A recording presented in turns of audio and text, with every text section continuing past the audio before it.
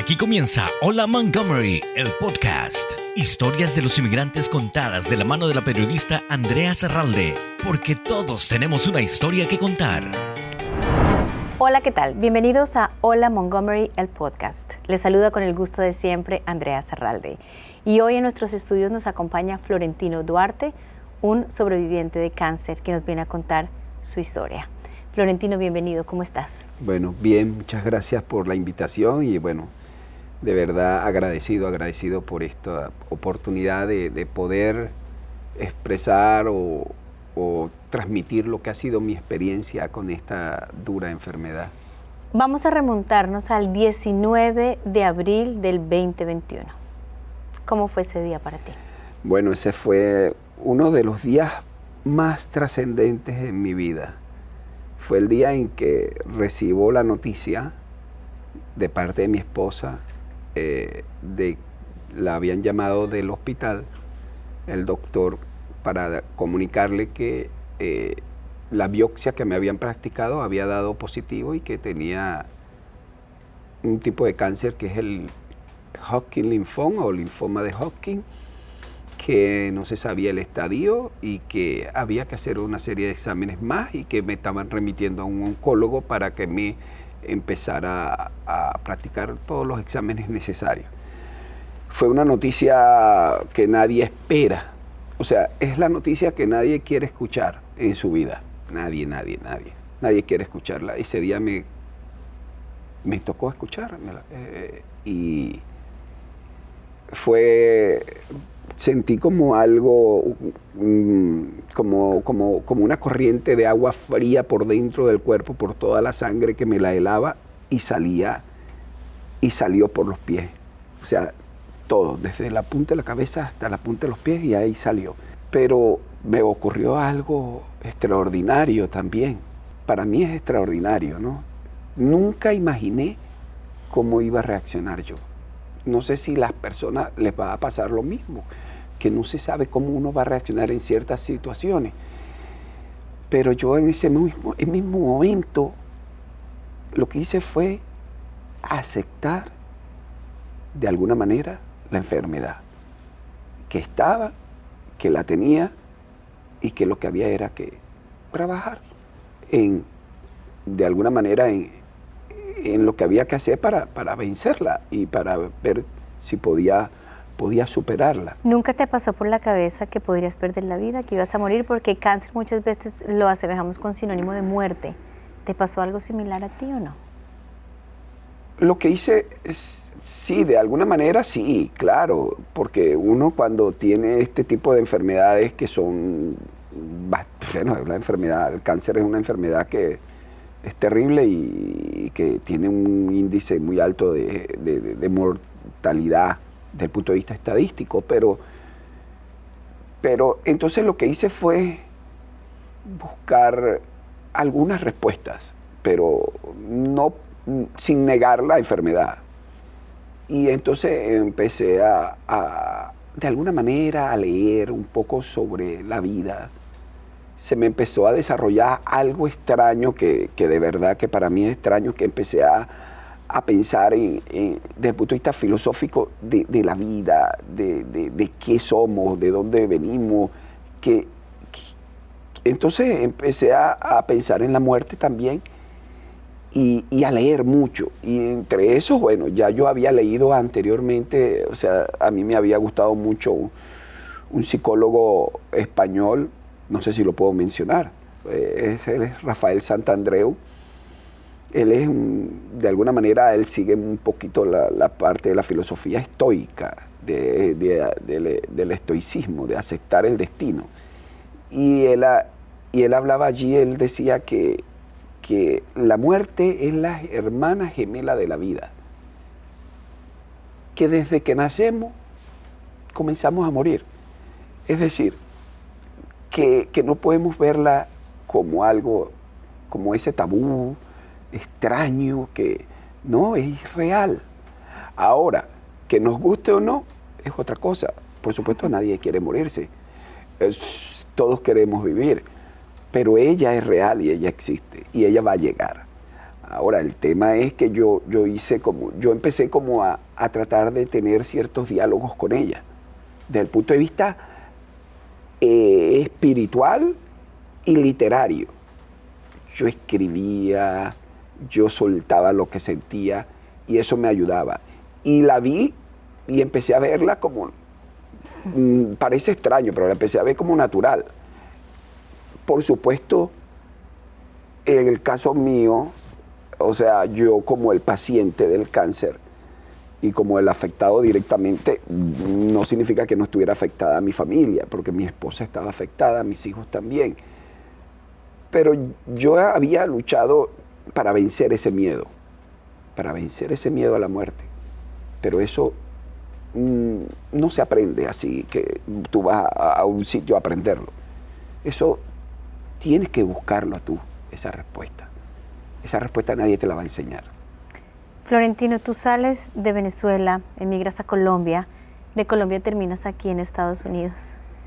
Es decir, uno y otros obstáculos, las cosas no se dieron en Colombia, llegas acá con tu familia, 3 hijos, uno de tus hijos con autismo, con una mano delante y otra atrás prácticamente, como llegan muchos inmigrantes, sobre todo recientemente venezolanos, huyendo de la pobreza, de la violencia, de nuestros países de origen. Te dan un diagnóstico de cáncer.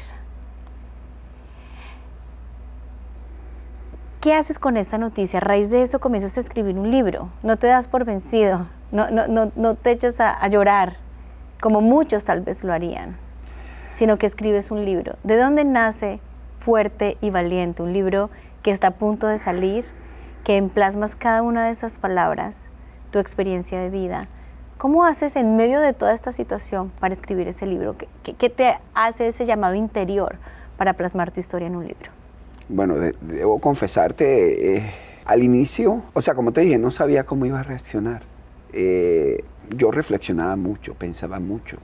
Algo pasó en mí, algo. Eso no lo puedo explicar. Algo pasó en mí que me dijo, escribe, o suelta. Entonces, lo primero que hice fue, empecé a leer. Leí documentos, cosas, por ejemplo, teorías sobre cómo sobrellevar el tema de la ansiedad, el estrés, todas estas situaciones que vienen acompañadas de la enfermedad. Entonces, eso me llevó a leer muchas cosas. Incluso hasta me puse a leer sobre el libro mayor de Alcohólicos Anónimos. Me leí algo de unas teorías, distintos tipos de teorías filosóficas sobre la vida. Y entonces dije, bueno, entonces empecé a publicar cosas en mi Facebook. Empecé a escribir y a publicar. Y sentí que me aliviaba, que me tranquilizaba eso. Y mis amigos, tú sabes que hay algo que se da en este tipo de enfermedades, que a veces tú no sabes cómo reaccionar y la gente que está alrededor tuya tampoco sabe. Entonces tus amigos o tu gente no te molestan, no te llaman, no saben qué decirte, porque estás como condenado. Y entonces nadie quiere tocar el tema del cáncer, porque es difícil. Entonces yo rompí con eso. Ya creé un grupo de Facebook, creé un grupo de WhatsApp, en Instagram, y empecé a decir las cosas que se me ocurrían sobre la vida. Y darle gracias a Dios por todo lo que me había dado, porque yo creo en Dios, y empecé a soltar todo, a soltar. Y ese soltar me fue sanando, primero espiritualmente, y entonces empecé a trabajar la mente, que el problema de nuestra mente es fuerte, es la que nos puede, como he leído, es la que nos puede elevar a lo más alto o nos puede dejar caer a lo más profundo y a lo más hondo en cualquier circunstancia difícil. Entonces a ella hay que trabajarla. Y yo reflexionaba sobre, por ejemplo, en momentos que uno va al psicólogo, va a un psiquiatra, porque, bueno, es normal, no lo podemos ver como algo anormal. Para eso existe la ciencia médica y la psiquiatría es una rama y la psicología. Entonces, yo veía como en algunos casos uno va al psicólogo y sale de allí, habla con el psicólogo, pero sale igual. No, parece que no hubiese hecho nada y estás en la misma circunstancia. Lo único que te mandan tus medicamentos y te vas tomando tus medicamentos. Pero ¿qué hacer? ¿Qué hacer con lo que cómo resolver tu problema? Y a veces le cuesta al médico ponerse en tus zapatos. No es fácil. Porque yo a veces decía, pero es que de verdad, de repente esta persona que está aquí me está atendiendo, este terapeuta, y a lo mejor tiene más problemas que yo. Y ha pasado. Yo he visto casos de psiquiatras que están peores que los pacientes. Entonces, yo lo que hice todo lo que he hecho es empírico. Ha sido tratar desde el amor de la familia, de mi esposa, de mis hijos, desde allí y mis amigos también, porque ha habido grandes amigos que han estado ahí cerca. Entonces, apoyarme allí. Aceptar la situación, la circunstancia, sin chistar, sin decir nada. Es eso y punto, y hay que actuar. Luego, entonces, hay una parte muy importante que debemos nosotros, los seres humanos, en cualquier circunstancia adversa, en cualquier problema, hay algo que un segundo paso que debemos dar. Es, de alguna manera, conocernos, saber quiénes somos, cómo somos. Y es muy difícil. Te lo voy a decir porque lo he leído, lo he visto. Yo no soy psicólogo, no, nada, ni médico, ni nada. Yo soy abogado de profesión en Venezuela, en mi querida Universidad de Carabobo. Soy abogado, pero he leído mucho. Y una de las cosas que te puede ayudar a resolver situaciones en cualquier circunstancia, laboral, familiar, de pareja, es que tú te conozcas, es que tú sepas cómo eres. Eso tiene que ver con tu temperamento y tu carácter. Entonces yo me fui por ahí también y gracias a unos cursos que hice con una gran terapeuta acá, una doctora, ella y eso existe hace años, porque eso Hipócrates fue el que clasificó el tema de los temperamentos. Creo que fue Hipócrates. Entonces, habló de 4 tipos de temperamento. El melancólico, el colérico, el flemático, y el sanguíneo. Esos 4 son los temperamentos. Y también aprendí que con el temperamento se nace. Tú no lo puedes. Tú no lo eliges, ni lo cambias, ni nada. Naces con el temperamento. Entonces tú lo que haces es moldear ese temperamento con el carácter. Y el carácter sí se moldea, sí se trabaja. Entonces, eso te puede ayudar. Entonces, si tú sabes que eres agresivo, si tú sabes que eres impulsivo, entonces tienes que controlar eso. Pero todo esto nace y se despierta a raíz de tu diagnóstico, Sí, donde comienzas a adquirir todo. todo este conocimiento, donde comienzas a escribir el libro. ¿Te da la curiosidad también y las ganas de aprender inglés? Bueno, entonces fíjate, yo decido entonces crear como una fórmula es como una tesis, una teoría. Entonces digo, aceptar, conocerme a ti mismo, para saber quién soy, cómo enfrentar las situaciones. Y en tercer lugar, ocupar la mente. El gran problema con nosotros es que si nosotros solamente nos quedamos con la información de la circunstancia adversa, de la enfermedad, del problema, si te divorciaste, sigues pensando en el mismo problema del divorcio, de lo que sea. Entonces, y no haces nada productivo, sino pensar en eso, de ahí no vas a salir.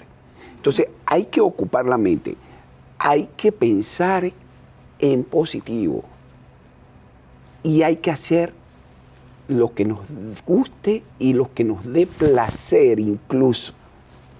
Lo digo yo en el libro. Y eso te va a ayudar. Entonces, ¿qué hice yo? En mi caso, eso yo lo traduje en estudiar inglés que ya estoy avanzado en el Carlos Rosario, ya voy pronto al 7º nivel y son 8, y ya voy en el 6º y comencé en el 3º en plena enfermedad. Y te digo, estudiar inglés y al mismo tiempo escribir.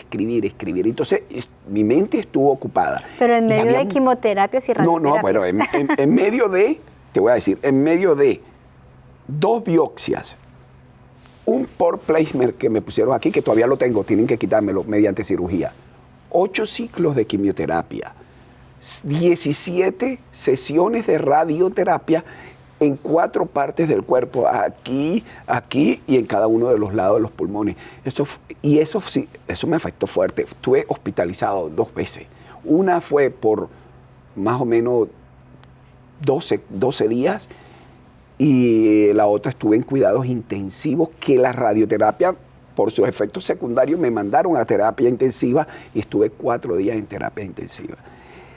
Al mismo tiempo también me hicieron, porque había que revisarme todo, entonces me hicieron colonoscopia, endoscopia, exámenes del corazón, exámenes de sangre, miles de cosas. En medio de todo eso, yo tenía tiempo para estudiar inglés y para escribir el libro, que gracias a Dios ya está.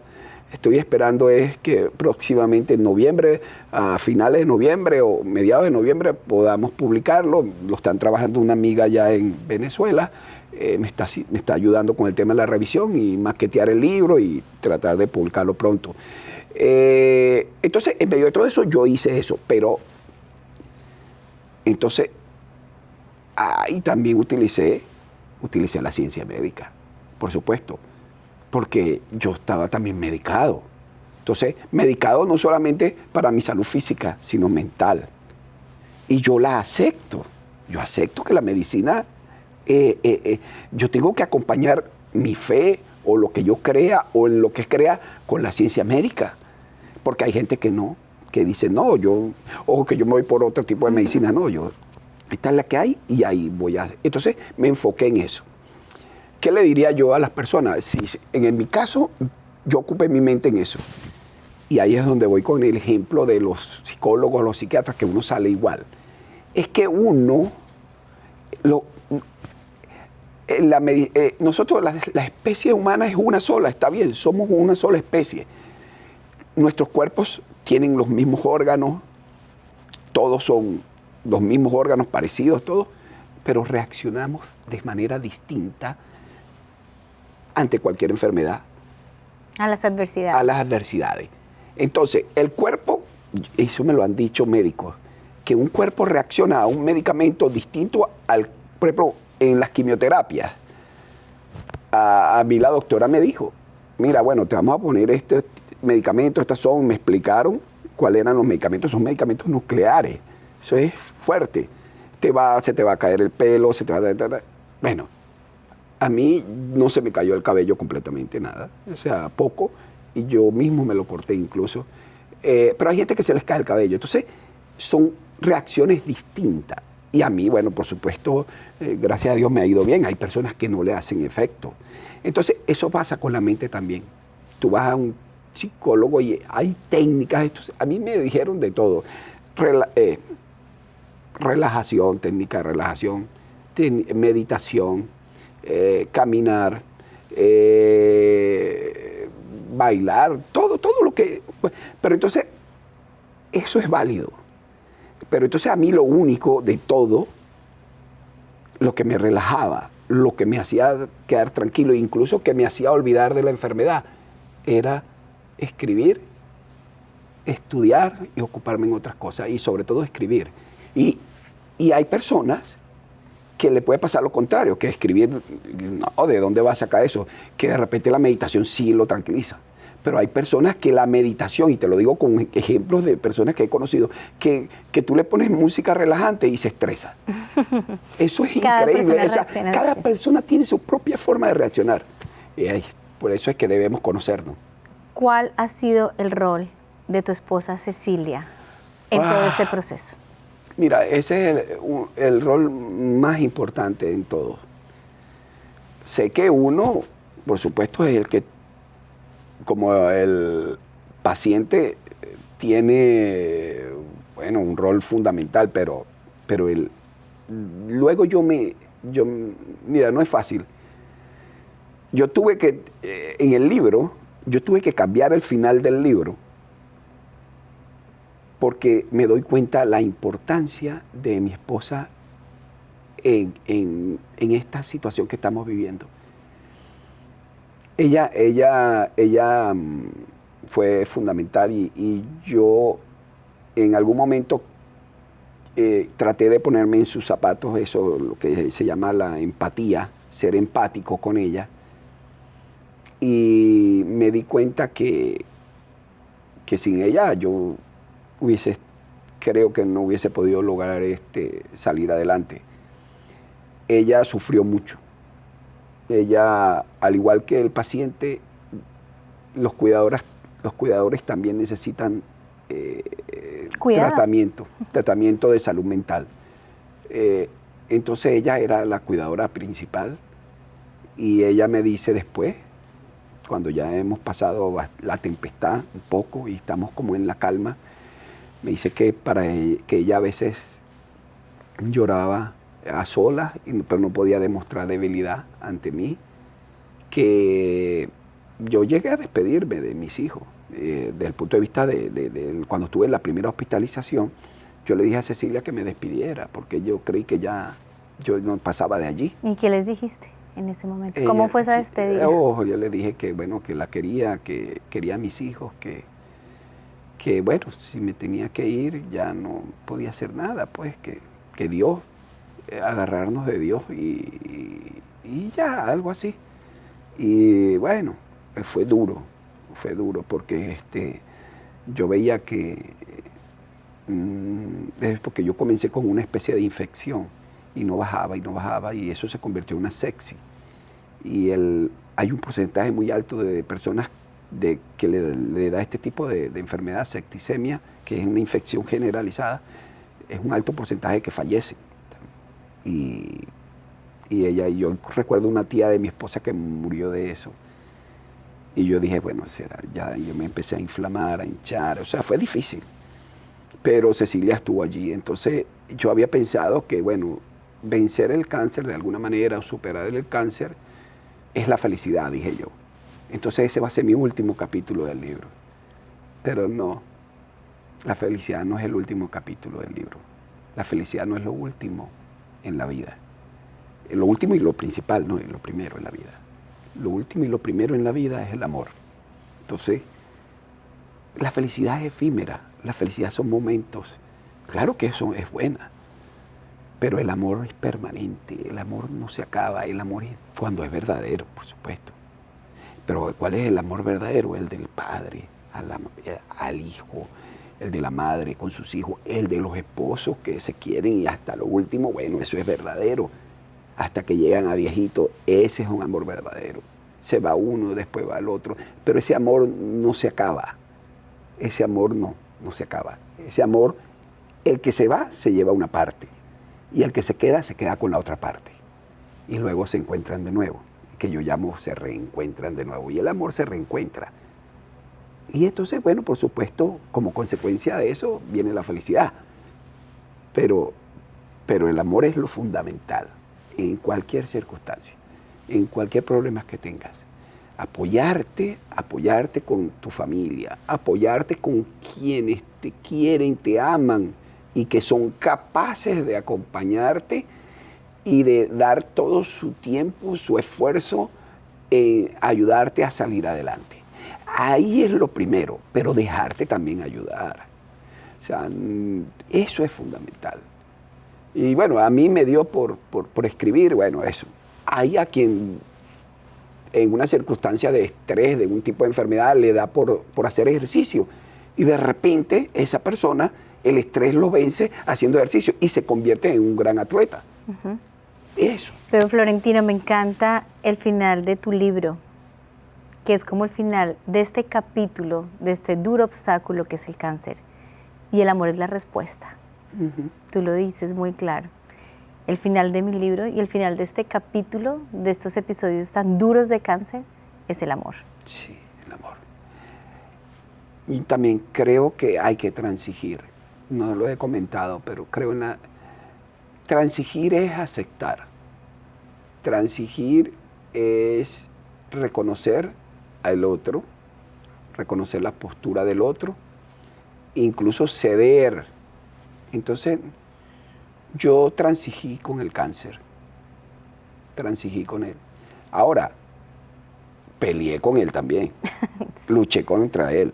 O también le dije, bueno, no es el momento. Como a veces digo que a la señora muerte, le digo yo, le dije, no es el momento, todavía no es tu momento. No te preocupes.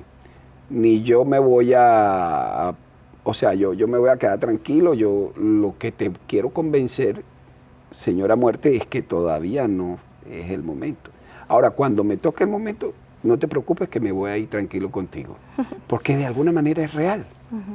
Tú sabes que hay algo que con un buen amigo allá en Colombia que conocí, notario, lo puedo nombrar, él se llama René Báez, un buen amigo, es el notario de un pueblo muy pequeño en Suatá, donde llegamos a Colombia, un pueblo muy, muy bonito y de gente muy buena, andina, y esa gente andina es muy buena y muy católica, muy, muy religiosa. Nosotros, este amigo y yo, estábamos en medio de la pandemia, estamos hablando del año 2020, 2020, que habíamos migrado a Colombia y estábamos en ese pueblo que le agradezco mucho. Y entonces con la pandemia vino, entonces yo por mi personalidad, que soy colérico, ansioso, entonces tenía que manejar un poco la ansiedad y entonces estábamos como, el mundo se había paralizado, todo estaba paralizado y nosotros en otro país con 3 hijos. ¿Y qué hacemos? Y entonces empezó, este notario también estaba en una circunstancia que tenía la notaría cerrada y como era abogado, yo también, bueno, de alguna manera, y yo estaba convalidando mi carrera también allá y la convalidé, o sea, soy también abogado en Colombia. Entonces, leímos un libro, no recuerdo el autor, entonces, que hay 2 maneras de enfrentar la muerte. 2 maneras. Una, resistirte a ella. Resistirte a ella aunque te toque. Pero tienes que saber si te toca o no. Entonces, hay como un forcejeo. Y la muerte te va a llevar hacia una puerta. Y te va a llevar hacia dentro de ese sitio, un cuarto, lo que sea. Entonces tú empiezas a resistirte y todo, pero de todas maneras te toca y te vas. Y te vas, pero exhausto, cansado, de todo. Hay la otra. ¿Cuál es la otra? Bueno, que ya sabes que te toca. No hay más nada que hacer, no hay más nada que hacer. Te vas tranquilo caminando. No te vas a cansar.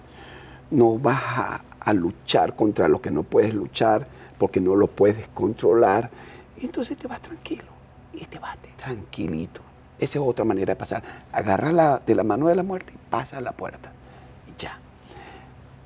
No significa, como diría otro gran amigo que quiero mencionar, Jesús Francisco Lira Puerta. Por supuesto, yo cuando al cáncer, yo le di la pelea. Y por eso estoy aquí. Por eso tú me estás entrevistando. Porque yo me paré en medio del escenario, que puede ser un cuadrilátero, un ring de boxeo, y entonces hice lo que me dijo mi amigo Jesús. Bueno, vamos a dar golpe y a recibir golpe. Y si nos caemos, nos levantamos. Y la idea es mantenernos de pie hasta el final. Ahora, si nos toca irnos, bueno, ya nos iremos. Pero hay que dar la pelea hasta la última. Y eso es ser fuerte y valiente también. Hay que ser fuerte y valiente. También hay que ser valiente para aceptar la muerte. Y también hay que ser fuerte para eso, para aceptar una circunstancia. Aceptar un divorcio, aceptar la pérdida de un padre, una madre, porque, bueno, yo perdí mis padres. Hay que ser fuerte. Fuerte y valiente. Es precisamente el título de tu libro que esperamos leerlo pronto. Tú me diste a mí la fortuna de poder leer este abrebocas, borrador de tu libro. Sí. Y cada palabra me llegó al alma. Te felicito, Florentino, por en medio de una situación tan difícil, tener la valentía de ponerse a escribir y de demostrarnos que no hay obstáculo que no se pueda vencer.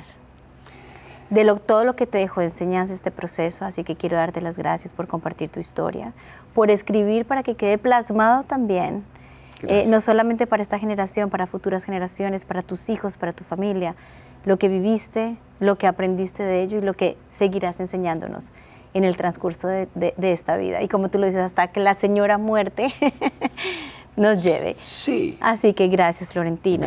Bueno. El tiempo nos apremia, pero Bueno, vamos a tener más oportunidades seguramente de conversar. sí, eso. Esta siempre será tu casa. Gracias. Hola, Montgomery, cuando quieras y tengas el libro listo, En vienes noviembre, si Dios quiere, en nuevamente. noviembre lo tenga. Yo estoy pendiente de eso. Claro que sí. De verdad que para mí es una hermosa experiencia y es una experiencia de vida y se ha convertido en algo también nuevo para mí. Yo jamás en mi vida pensé Escribir. escribir un libro, pero no solamente escribir un libro, sino que el cáncer me hiciera escribir el libro. O Correcto. sea, uno no sabe. Una biografía de valentía. Sí. Te agradecemos y esperamos que sigas escribiendo muchos más capítulos en tu vida junto a tu familia. Gracias. Gracias, Florentino. Y a ustedes también, muchas gracias por haber estado con nosotros en esto que es Hola Montgomery, el podcast. Estuvo con ustedes Andrea Zarralde y les recuerdo que pueden suscribirse en cualquiera de las plataformas de podcast a Hola Montgomery para que sigan aprendiendo de estas historias de inmigrantes. Gracias. Gracias por su preferencia. Hola Montgomery, el podcast. Una producción de Montgomery Community Media.